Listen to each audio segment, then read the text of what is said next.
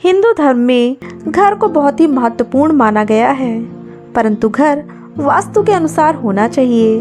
घर में कौन सी वस्तुएं होनी चाहिए और कौन सी नहीं, यह भी बहुत महत्वपूर्ण माना गया है।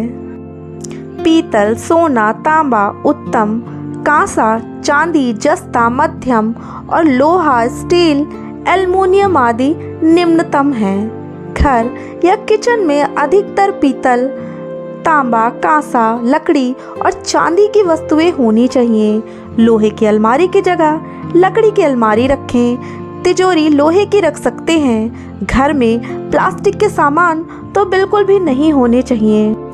टूटी हुई वस्तुएं घर में टूटा हुआ या चटका हुआ ग्लास, टूटे फूटे बर्तन, दर्पण, इलेक्ट्रॉनिक सामान, तस्वीर, फर्नीचर, पलंग, घड़ी, दीपक, झाड़ू, मग, कप, देवी देवताओं के फटे चित्र, खंडित मूर्तियां आदि कोई सा भी सामान घर में नहीं रखना चाहिए।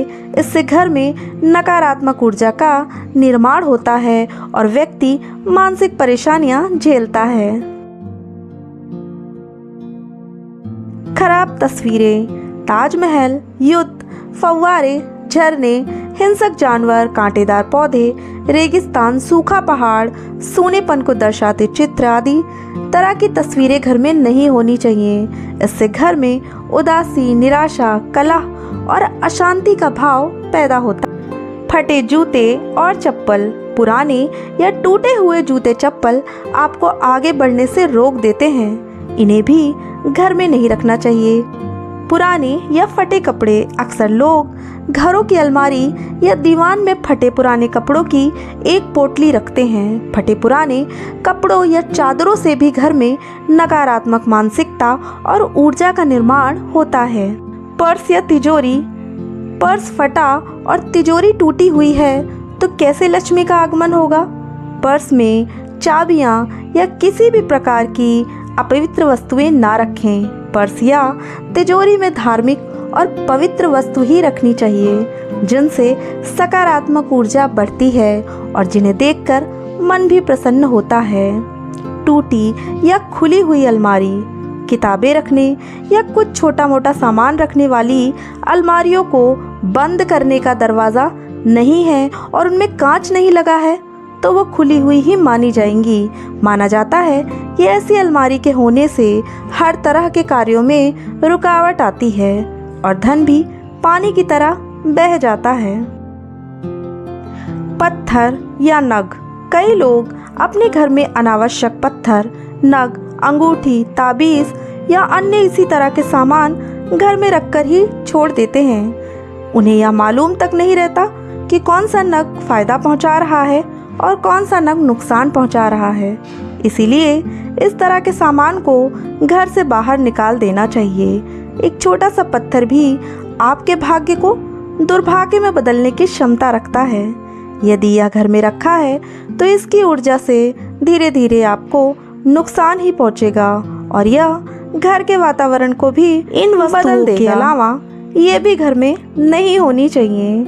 दीवारों की दरारें, घर की दीवारों को दरारें आ गई हैं तो उन्हें तुरंत ठीक करवा लेना चाहिए।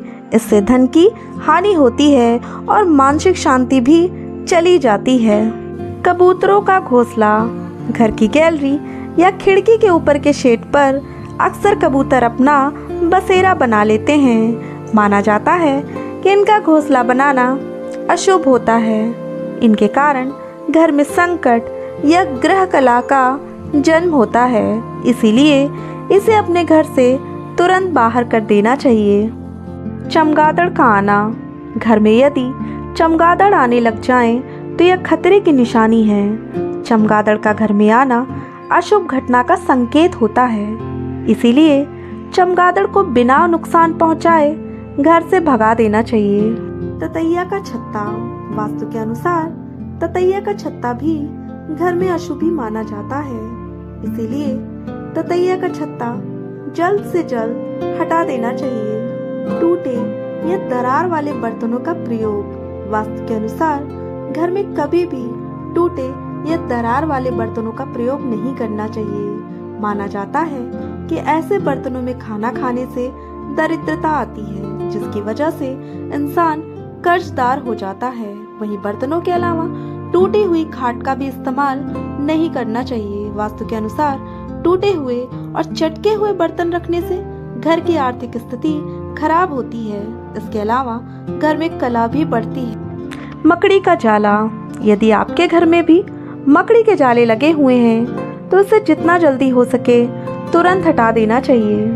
मकड़ी के जालों से आपके अच्छे दिन बहुत ही जल्द बुरे दिनों में भी बदल सकते हैं। इसे दुर्भाग्य का सूचक माना जाता है और इसे हटा देना ही अच्छा होता है। मधुमक्खी का छत्ता, वास्तु के अनुसार अपने घर में कभी भी मधुमक्खी का छत्ता नहीं लगने देना चाहिए।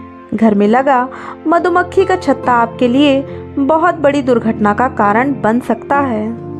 यदि आप भी इन वास्तुशास्त्र के नियमों का पालन करते हैं तो आपके घर में भी सुख समृद्धि का वास होता है। माँ लक्ष्मी प्रसन्न होती है और घर से नकारात्मक ऊर्जा का ह्रास होता है तथा सकारात्मक ऊर्जा का हर तरफ संचार होता है। कैसी लगी आपको आज की जानकारी? बताइएगा ज़रूर। हमें रहेगा आपके प्यारे प्यारे कमेंट्स का इंतज़ार। अगर वीडियोस पसंद आए तो लाइक कीजिएगा, फ्रेंड्स फैमिली में शेयर कीजिएगा और ऐसे ही वीडियोस पाने के लिए हमारे चैनल को सब्सक्राइब कीजिएगा। मिलते हैं अगले वीडियो में, तब तक के लिए रखिएगा अपना ध्यान। जय माता दी।